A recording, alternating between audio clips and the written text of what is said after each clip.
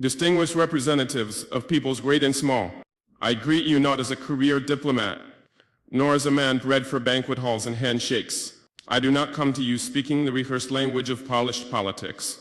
I come to you as a soldier of my people, as a guardian of a wounded land, as a son of a continent that has carried the cross of the world, yet has never worn its crown. My name is Captain Ephraim Traore, President of Burkina Faso, and today I speak not only for the 22 million souls in my nation, but for a continent whose stories have been twisted, whose pain has been ignored, and whose dignity has been repeatedly auctioned off at the altar of foreign interests. Africa is not Tobago. Africa is not a battlefield. Africa is not your experiment, your puppet, your warehouse of raw materials. Africa is rising not to kneel, but to stand. And today I say before this great assembly of nations, Africa will not kneel, one on the false generosity of global politics. For decades you have sent us aid with one hand while extracting our lifeblood with the other. You build wells in our villages while your corporations drain our rivers. You donate vaccines yet patent the cures. You speak of climate action yet continue to fund the very forces that burn our forests and dry our lakes. What kind of generosity is this? The kind that feeds the mouth but silences the voice. The kind that keeps a man alive just enough to keep him dependent. We are not blind to this hypocrisy. Let me be clear, we are not ungrateful for sincere humanitarian assistance, but we reject a global order that disguises exploitation as partnership. We reject financial institutions that lend with one hand and steal sovereignty with the other. Africa no longer wants charity.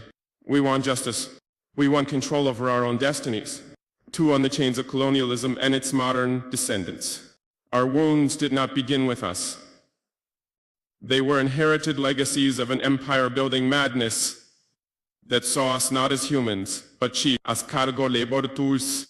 My ancestors were not consulted when maps were drawn with rulers and compasses in Berlin. The borders of Burkina Faso, like those of many African nations, were not carved by our ancestors, but by men who had never stepped foot on our soil, who knew nothing about languages, our tribes, or our spirits. Today, colonialism has a new face. It wears suits, it hosts forums, it signs contracts in Geneva and Paris and Washington. But it still takes without consent, it still dictates instead of dialogues, it still silences instead of listening. If you want to talk about peace, then let's begin by unlearning the arrogance that peace is something only you can teach us. 3. On resource exploitation and the myth of development. They call us developing as if the theft of centuries did not set us back. As if the gold from our lands, the diamonds from our rivers, the oil beneath our feet did not build the very skyscrapers in which this assembly sits. Let us speak plainly. Burkina Faso is rich, Africa is rich. Rich in minerals and culture and wisdom and youth. But you have taught us to measure richness in GDP and export value. You call it development when a foreign company owns 90% of a gold mine on our land. You call it progress when your security forces guard cobalt mines but not our children's schools. That is not progress, that is piracy with legal documents. From now on we will define development on our own terms. Development that puts children in classrooms, not minerals on cargo ships. Development that respects the land, the people, and the soul of a nation. 4. On sovereignty and interference. Why is it that when an African nation makes independent choices we are called unstable? Why is it that when we seek military cooperation outside the colonial sphere, we are labeled a threat? Burkina Faso has chosen to walk a path of sovereignty that is not a threat to peace.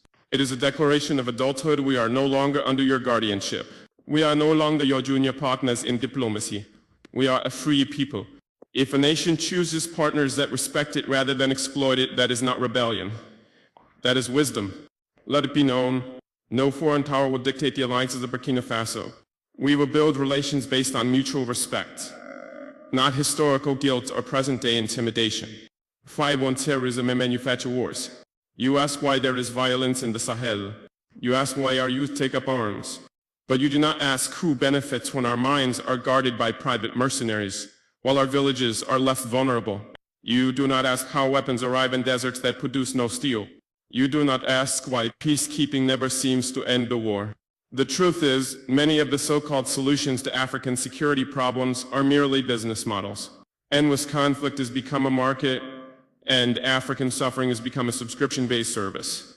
Burkina Faso has decided to break that cycle. We will fight terror, but not with dependency.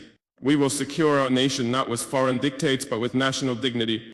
6. On migration and human dignity. We do not want our youth drowning in the Mediterranean. We do not want our brightest minds fleeing to countries that once called us savages. We do not want remittances. We want reasons for our people to stay. Why do our youth flee?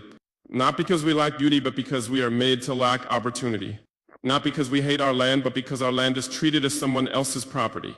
Migration is not a crisis, it is a symptom of wars we did not start, of loans we did not need, of a world order that tells our youth their only value lies outside their own homes. The solution is not border fences. The solution is justice for 7 on Africa's place in the world. Africa is not a mistake to be fixed. Africa is not a failed continent. Africa is the womb of the world, the cradle of civilization, the keeper of tomorrow's hope. We have been made invisible in global decisions that affect us deeply. At the UN Security Council, Africa with 54 sovereign nations has no permanent seat. What justice is this? You call it balance? We call it betrayal. You speak of democracy, yet uphold a global structure where the powerful few veto the dreams of the many. We will no longer whisper in rooms where we deserve to speak with full voice. Aid on faith and spiritual dignity. We are a spiritual people. Before your cathedrals, our ancestors sang to the sky. Before your missionaries, we knew the language of the rivers and the laws of the sacred forest. Christianity came, Islam came, and we received them not as slaves but as seekers. But now we ask, will the church and the mosque stand with us, truly with us, when all people are displaced by greed, mosque as globalization? Will your pulpits echo our cries or only repeat the songs of the powerful? Faith, too, must be decolonized and must walk with the poor, not the privileged.